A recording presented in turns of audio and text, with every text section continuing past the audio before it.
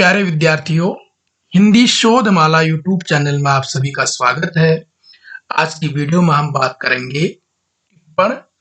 टिप्पण topic जो है ये बीए पंचम सेमेस्टर हिंदी के पाठ्यक्रम में है और साथ ही साथ यह प्रतियोगी परीक्षाओं हेतु बहुत महत्वपूर्ण टॉपिक है। इसके अंतर्गत हम जानेंगे टिप्पण किसे कहते हैं, टिप्पण की प्रक्रिया किस प्रकार की है और टिप्पण की प्रक्रिया में हम क्या करना होता है, टिप्पण की विशेषताएं और टिप्पण के प्रकार। टिप्पण शब्द का प्रयोग अंग्रेजी में नोटिंग का हिंदी पर्याय के रूप में प्रयोग किया जाता है। अंग्रेजी में इसे नोटिंग कहा जाता है और हिंदी में इसे टिप्पण कहा जाता है। टिप्पण का सामान्य प्रयोग जो शासकीय कार्यालय है, सरकारी कार्यालयों में होता है। सरकारी कार्यालयों में पत्रों में जो टिप्पणी की जाती है उसे ही टिप्पण कहा जाता है। सरकारी कार्यालयों में बहुत सारे पत्र आते हैं, उन पत्रों की जो कार्यवाही होती है, उन पत्रों के प्रत्युत्तर में जो कार्यवाही की जाती है, उन कार्यवाही में से एक कार्यवाही टिप्पण की भी होती है, जो लिपिक के द्वारा या अधिकारी के द्वारा उसमें टिप्पणी के रूप में लिखा जाता है। टिप्पण शब्द का शाब्दिक अर्थ है टिप्पणी लिखने का कार्य या नोटिंग करना। किसी कार्यालय में आए हुए पत्र में कार्यवाही के लिए होने वाली टिप्पणी को टिप्पण कहा जाता है। जैसा कि आप देखते होंगे कार्यालयों में कई प्रकार के पत्र आते हैं, उनमें अधिकारी के द्वारा एक टिप्पणी लिख दी जाती है या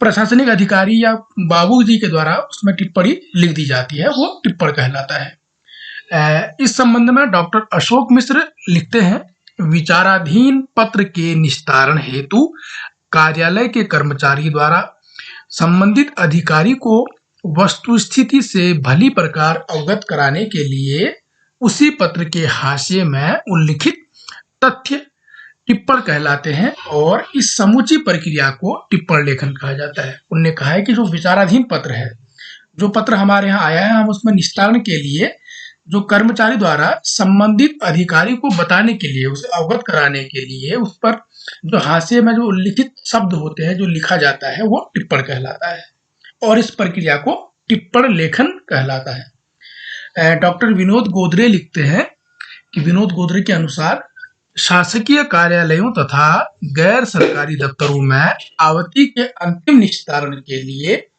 टिप्पण का उपयोग किया जाता है।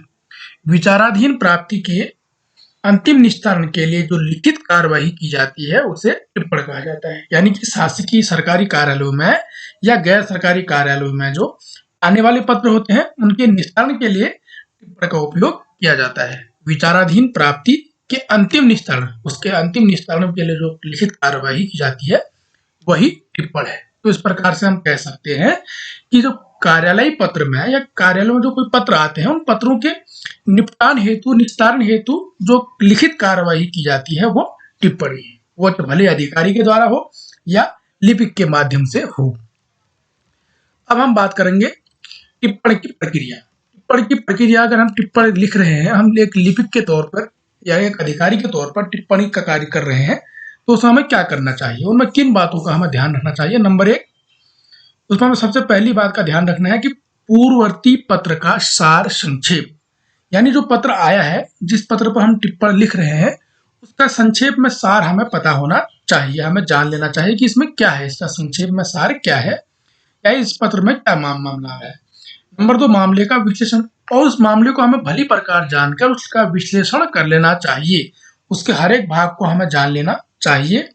नंबर तीन, अनुवर्ती कार्यवाही के बारे में सुझाव, और उसमें आगे क्या कार्यवाही हो सकती है, क्या किया जा सकता है, इस बारे में अपना सुझाव भी लिखना जरूरी है, अपना सुझाव देना जरूरी है। नंबर चार, निर्णय के लिए अभिमत, और क्या निर्णय लिया जा सकता है। सुझाव के साथ साथ निर्णय के लिए आपको अभिमत भी देना है, अपना मत देना है कि इसमें कार्य होना है या नहीं होना है, ये आपको जरूर उसमें ध्यान देनी है। चार बातें टिप्पण की कार्यवाही में। इसके बाद हम बात करेंगे अब टिप्पण की विशेषताएं। तो टिप्पण की क्या विशेषताएं हैं, टिप्पण में एक अच्छी टिप्पणी करने के लिए, एक अच्छी टिप्पणी लिखने के लिए क्या विशेषताएं हो सकती है।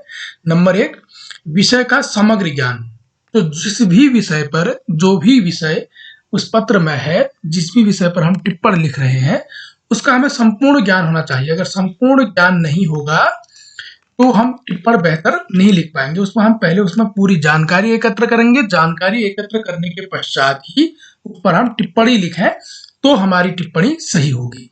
अगर हम बिना जानने के, बिना जाने बिना या बिना ज्ञान के उस पर टिप्पणी करेंगे तो टिप्पणी हमारी गलत हो सकती है। नंबर 2, पुनरावृत्ति से बचना।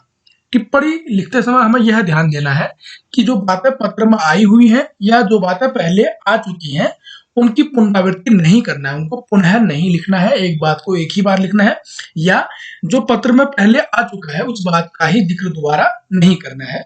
आपको जो है पुनरावृत्ति से बचना है। नंबर 3 है संक्षिप्तता। ये प्रयोजनमूलक हिंदी की बात कर रहे हैं आप, कार्यालयी हिंदी की बात कर रहे हैं, तो इसमें विशेष ध्यान देना है हर एक चीज में कि हमारी भाषा, जो हम टिप्पणी लिख रहे हैं, जो प्रारूपण कर रहे हैं, जो भी संक्षिप्तता होनी चाहिए। टिप्पण में जो है संक्षिप्तता होनी चाहिए। संक्षिप्तता से आशय यह नहीं है कि हम बातें छोड़ दें, तो जितना हो सके उसमें हमें अपनी बात को संक्षिप्त रूप में रखनी चाहिए। संक्षिप्तता से यही आशय है कि बातें सारी आए और वो संक्षिप्त रूप में आए। उसका मतलब ये नहीं कि हम बहुत सारी बातों को ही छोड़ दें, ऐसा नहीं है उसका मतलब। नंबर 4 है विचारों की तार्किक और क्रमानुसार अभिव्यक्ति। जो हम अपने विचार लिख रहे हैं टिप्पणी के माध्यम से, वो एक तो तार्किक होनी चाहिए, उसको देखकर लगे कि हाँ ये बिल्कुल तर्क के साथ सही है। अगर आप जो भी कहना चाह रहे हैं, जो भी अपनी अभिव्यक्ति देना चाह रहे हैं, एक तो तार्किक हो, दूसरी वो तब जो अभिव्यक्ति आपकी हो वो क्रमानुसार हो। ऐसा नहीं कि एक अभिव्यक्ति आप यहाँ दे रहे हैं, दूसरी यहाँ दे रहे हैं, बीच में कुछ और लिख दे रहे हैं, ऐसा नहीं। वो तार्किक होना बहुत जरूरी है। तार्किक से आप जानते हैं कि आप जो भी लिखेंगे तर्क के साथ लिखेंगे, कि ये इस तर्क के आधार, अगर आपको लिखना है कि ये जो है कार्य नहीं किया जा सकता, तो आपको तर्क के साथ देना है कि इन कारणों के कारण से यह कार्य नहीं किया जा सकता है। और दूसरा, अगर आपको यह कार्य करना है तो इस माध्यम से यह कार्य होना है करके आपको तार्किक होना है। दूसरा, क्रमबद्ध तरीके से उसको लिखना है। इसके बाद नंबर 5 है उपदेशक न होना। आपको जो है टिप्पणी में कभी भी जो है उपदेश नहीं देना है। आपको तर्क के माध्यम से बात रखनी है, आपको टिप्पणी करनी है उस पत्र के आधार पर, न कि अपने विचार, आपके आंतरिक विचार उस पर नहीं झलकने चाहिए। आप उपदेश नहीं दे सकते हैं कि इसमें ऐसा है, ऐसा है, नहीं कर सकते हैं। आप सिर्फ और सिर्फ वही लिखेंगे जो उसमें तर्क हो, तर्क के साथ हो, जो बात उसके लिए अनिवार्य हो, उन्हीं बातों का जिक्र करेंगे। आप उसको कभी भी जो है उपदेशक के रूप में कार्य नहीं करेंगे, उपदेश नहीं देंगे। ये तो रहा आपका टिप्पण की विशेषता है। अब बात करते हैं टिप्पण के प्रकार। तो टिप्पण जो है कार्यालयों में अलग अलग प्रकार की टिप्पणी की जाती है। अलग अलग पत्र में, अलग अलग व्यक्ति द्वारा अलग अलग तरीके से जो है अलग अलग संदर्भ में, अलग अलग संरचना में, अलग अलग आकार में टिप्पणी प्रकार जो है टिप्पण लिखे जाते हैं। तो इनके अनेक रूप हैं। इनमें कुछ रूपों के बारे में हम बात करते हैं। टिप्पण के रूप जो है, टिप्पण के प्रकार जो है, नंबर 1 है सूक्ष्म टिप्पण। सूक्ष्म टिप्पण जो सुनने में ही लग रहा है कि छोटा। लघु टिप्पण, ये क्या होता है? अधिकांश उच्चाधिकारी हो या मंत्री आदि द्वारा जो है ये टिप्पण का प्रयोग किया जाता है। उच्चाधिकारी, मंत्री जो है व्यस्त समय के कारण, इनके पास समय की कमी होती है। समय की कमी के कारण जो है ये अपने विचारों को, अपने निर्णयों को जो है बहुत विस्तारित ढंग से नहीं लिख पाते हैं, बहुत विस्तार पूर्वक नहीं लिख पाते हैं।